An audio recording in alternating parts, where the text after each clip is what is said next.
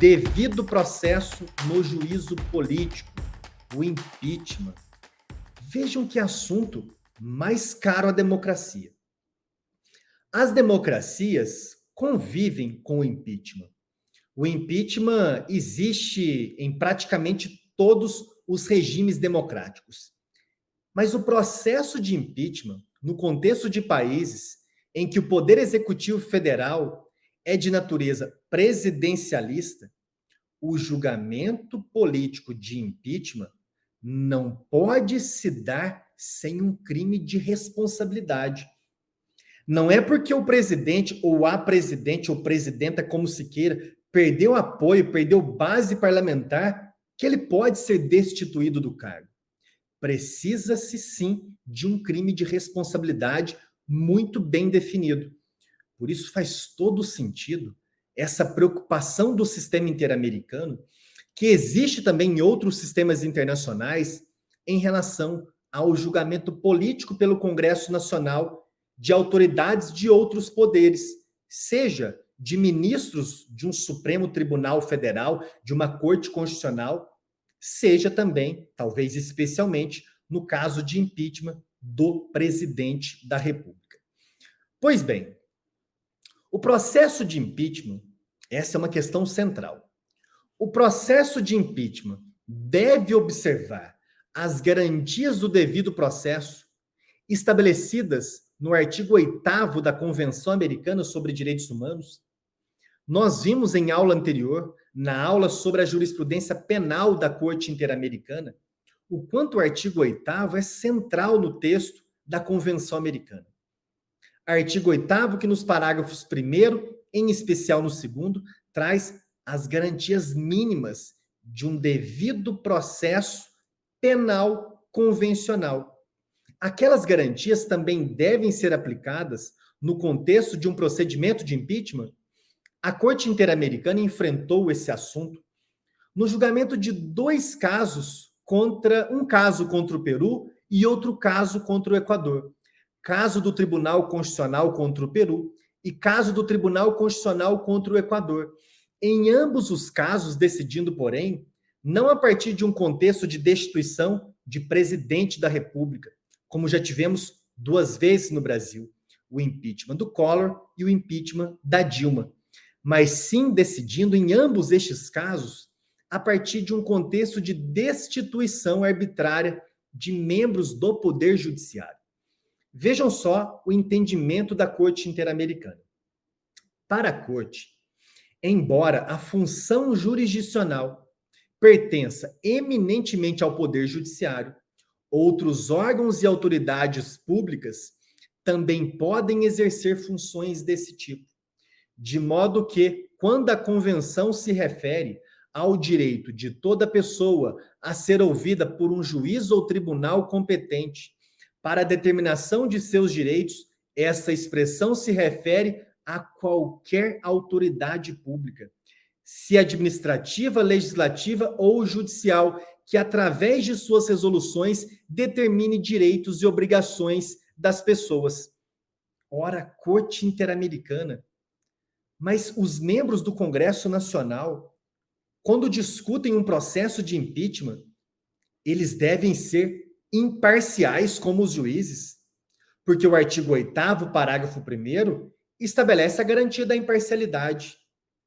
Os membros do Congresso Nacional do Brasil, quando examinam um processo de impeachment, deles nós podemos exigir a mesma imparcialidade que exigimos dos juízes. Até agora, o entendimento da Corte Interamericana, a princípio, seria no sentido de que sim, o julgamento político pelo Congresso Nacional, por um parlamento, deve conservar a garantia da independência e imparcialidade prevista no artigo 8º, parágrafo 1º da Convenção Americana. A Corte concluiu que a pessoa sujeita a um julgamento pelo Poder Legislativo conserva seu direito de ser julgada por um órgão competente, independente e imparcial. Atenção, para que não se esqueçam, este assunto já foi debatido no STF.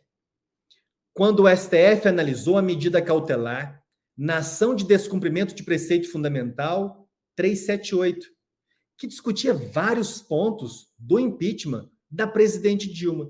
E o STF adotou um entendimento diverso.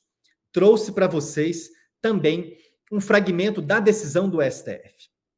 Abro aspas, decisão do plenário do STF. Embora o artigo 38 da Lei 1079 de 50, a Lei do Impeachment, preveja a aplicação subsidiária do Código de Processo Penal no processo e julgamento do presidente da República por crime de responsabilidade, o artigo 36 dessa lei já cuida da matéria, conferindo tratamento especial, ainda que de maneira distinta do Código de Processo Penal. Portanto, não há lacuna legal acerca das hipóteses de impedimento e suspeição dos julgadores que pudesse justificar a incidência subsidiária do Código. A diferença de disciplina se justifica, de todo modo, pela distinção entre magistrados, dos quais se deve exigir plena imparcialidade, e parlamentares, que podem exercer suas funções, inclusive de fiscalização e julgamento, com base em suas convicções político-partidárias, devendo buscar realizar a vontade dos representados. Eu deixo para vocês a seguinte questão para reflexão. E deixo justamente porque é uma questão fundamental. É uma questão que, me parece, comporta um desacordo razoável de opiniões. Você pode entender de uma forma, eu de outra, como acabamos de identificar uma divergência entre a Corte Interamericana e o STF. Para a Corte Interamericana, os parlamentares devem ser tanto imparciais quanto os juízes. Para o STF, não se pode exigir imparcialidade, ou pelo menos aquela imparcialidade que exigimos dos juízes. Questão para reflexão. As garantias do devido processo, principalmente o direito de ser julgado por um juiz imparcial, devem ser aplicadas ao processo de impeachment? Deve existir, seria uma segunda questão para reflexão, deve existir alguma diferença de grau ou intensidade dessa imparcialidade? Qual é a opinião de vocês? No meu livro, com meu amigo Tim, nós analisamos este assunto no Jurisprudência Internacional de Direitos Humanos e depois de muito refletir, o que nós concluímos foi o seguinte: nós não concordamos ainda com o entendimento da Corte Interamericana, que ainda merece e será, já explicarei logo mais, será melhor aprofundado, sistematizado e enfrentado esse assunto ainda na jurisprudência da Corte Interamericana. Eu e o Tim concluímos que não faz sentido exigir a mesma imparcialidade que exigimos dos juízes, dos parlamentares que participam de um processo de impeachment. É razoável, é esperado que um político opositor ao político que está sendo julgado no processo de impeachment não será imparcial. Mas, por outro lado, e aqui nós divergimos um pouco do STF, entendemos que o STF perdeu uma oportunidade de estabelecer alguns parâmetros mais objetivos para controlarmos, pelo menos, aquela aparência de imparcialidade. Pelo menos a imparcialidade objetiva, já que a imparcialidade subjetiva, nós não vamos acreditar simplesmente que um político de um partido opositor, só pelo fato de dizer estou votando com imparcialidade, ele será de fato imparcial. Nós podemos sim. O STF poderia ter colocado algumas questões objetivas. Cito aqui pelo menos uma. Não se deveria, na minha compreensão, permitir que os partidos políticos emitissem orientações de bancada, orientações partidárias para os seus membros e que, em eventual caso de descumprimento, poderiam sofrer as penas da infidelidade partidária.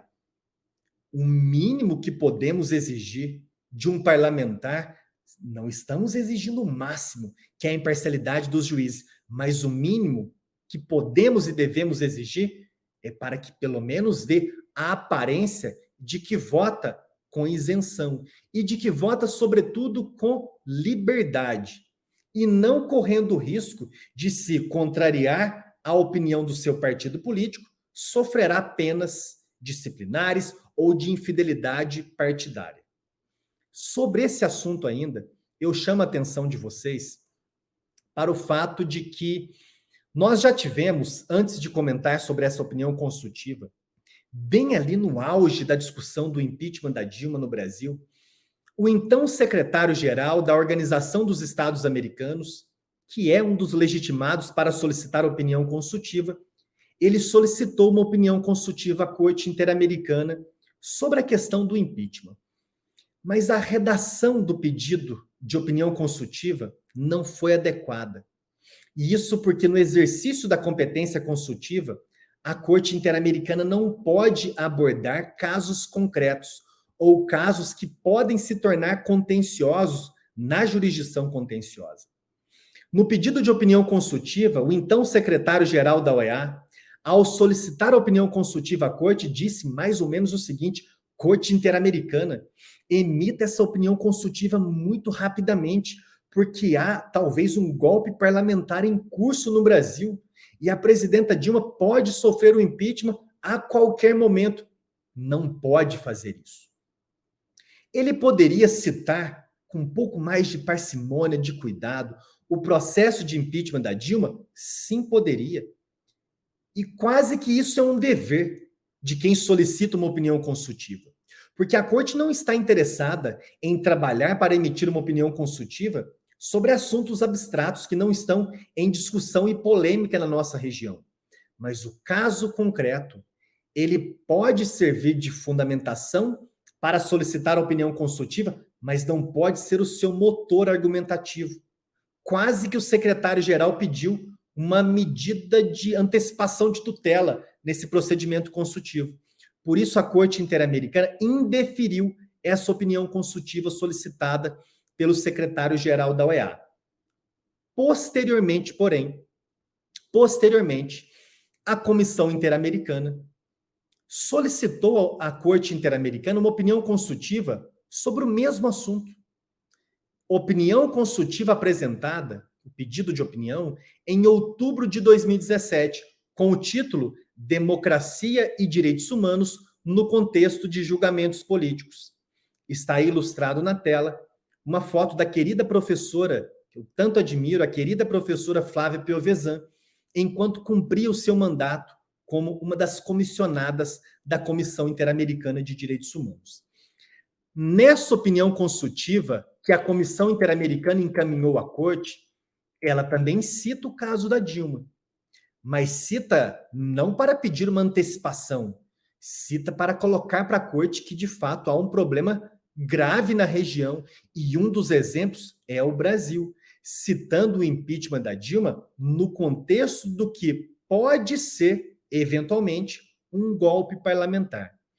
Quando um legitimado encaminha para a Corte Interamericana uma opinião consultiva, ele deve fazer a sua consulta a partir de perguntas objetivas. E, ao final, a Comissão Interamericana colocou uma série de questões. Eu destaco aqui para vocês as principais. Primeira pergunta: que garantias específicas do devido processo são exigíveis no contexto de julgamentos políticos de presidentes democrática e constitucionalmente eleitos, realizado pelo Poder Legislativo? Segunda pergunta: o artigo 25 da Convenção Americana exige um controle judicial sobre o procedimento mediante o qual se tenha realizado um julgamento político de presidentes democrática e constitucionalmente eleitos pelo Poder Legislativo? E sobre o julgamento político? Terceira questão: de que maneira se pode assegurar que o alcance e a implementação na prática do controle judicial a que se referem as perguntas acima não impliquem um risco a respeito do princípio de separação de poderes e do sistema de pesos e contrapesos em uma democracia? A Comissão Interamericana ainda encaminha outras perguntas para a Corte. O princípio da legalidade, disposto no artigo 9º da Convenção, exige que existam causas previamente estabelecidas e claramente delimitadas para dar início a julgamentos políticos de presidentes democráticos e constitucionalmente eleitos realizados pelo Poder Legislativo?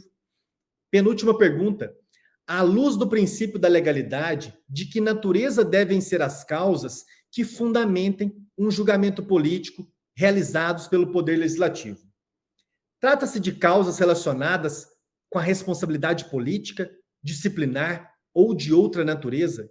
E, finalmente, que salvaguardas, que cláusulas de proteção devem existir tanto na regulamentação como na prática para prevenir o uso de julgamentos políticos de presidentes democrática e constitucionalmente eleitos realizados pelo Poder Legislativo como forma de golpe de Estado velado. Vejam que expressão mais forte. Uma expressão que não pode ser ignorada pelo constitucionalismo das Américas. Uma expressão que não pode ser ignorada pelo debate constitucional interno no Brasil. Um golpe parlamentar, ou um golpe de Estado velado. A Comissão Interamericana, na fundamentação desse pedido, ela coloca que a mera observância do rito formal, do procedimento, das etapas do procedimento de impeachment, isso não assegura que não foi um golpe parlamentar, que não foi um golpe de Estado velado. E chamo a atenção, a Comissão Interamericana, quando está fundamentando, em determinado momento da sua petição de solicitação dessa opinião consultiva sobre impeachment, quando ela está fundamentando alguns casos concretos da região, que o julgamento político do processo de impeachment pode ter sido um golpe parlamentar, ela cita expressamente, com alguns detalhes, o impeachment da presidente Dilma. Caio, mas apontar que foi um golpe não significa atacar as instituições democráticas do Brasil? Não significa atacar o Congresso Nacional, atacar também o Supremo Tribunal Federal, que participou daquele procedimento? Na minha compreensão, não significa um ataque à democracia. E temos aqui uma falsa simetria com os ataques antidemocráticos às urnas, ao sistema eleitoral, ao TSE, a ministros do STF, ao Supremo Tribunal Federal e à democracia de um modo geral. A denúncia de um possível golpe parlamentar ou de um golpe de Estado velado do impeachment da Dilma não veio acompanhado de um pedido de intervenção militar. A Dilma não fugiu do país. A Dilma compareceu no Congresso Nacional, uma mulher de fibra, uma mulher muito forte, que acompanhou um processo tenebroso em um ambiente majoritariamente masculino. E ela estava lá para ser interrogada durante horas e horas e horas, respondendo a todas as questões. Não houve pedido de deposição e impeachment de ministros do STF. Não houve uma proposta de invasão do STF. E, repito, sequer se cogitou de uma intervenção militar. Em outras palavras, a denúncia do impeachment da Dilma como se tratando de um golpe não é um ataque à democracia, é um discurso para aprimorar os mecanismos de proteção da democracia, diferentemente do ataque sistemático, sem qualquer base mínima consistente às urnas eletrônicas. O ataque ao TSE, as fake news que alcançaram uma dimensão assustadora, a invasão do STF, os pedidos quase implorando por uma intervenção militar. Isso sim é atacar a democracia. Olhar para o nosso passado recente e apontar que foi golpe, sem pedir uma destruição do STF, falsa simetria. Não estamos falando da mesma coisa. Denunciar o golpe do impeachment da Dilma significa buscar um aprimoramento da democracia. Denunciar o que ocorreu, em especial entre 2022 e início de 2023, é assegurar que ainda possamos conviver em uma democracia.